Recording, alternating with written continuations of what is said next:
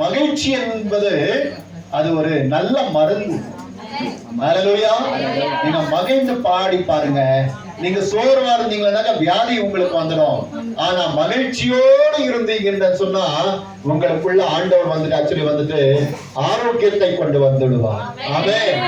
ஹல்லேலூயா. ஹல்லேலூயா. இந்த 15 வருட காலங்கள் it is not simple.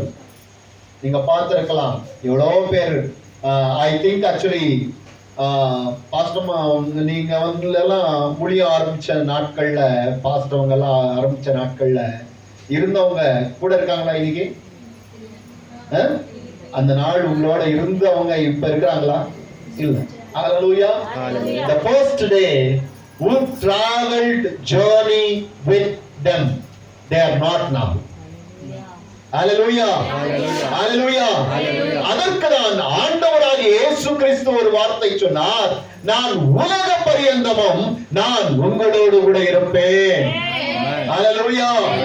ನಾನು ಯುಗದ ಸಮಾಪ್ತಿಯವರೆಗೂ ಎಲ್ಲಾ ದಿವಸ ನಿಮ್ಮ ಸಂಗಡ ಇರ್ತೇನೆ ಎಂಬುದಾಗಿ ವಾಗ್ದಾನ ಮಾಡಿದ ಆತನು ನಂಬಿಗಸ್ತನಾದ ದೇವರು.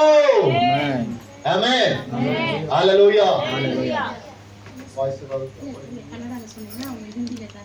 Okay, there is anybody translate करता है? Okay.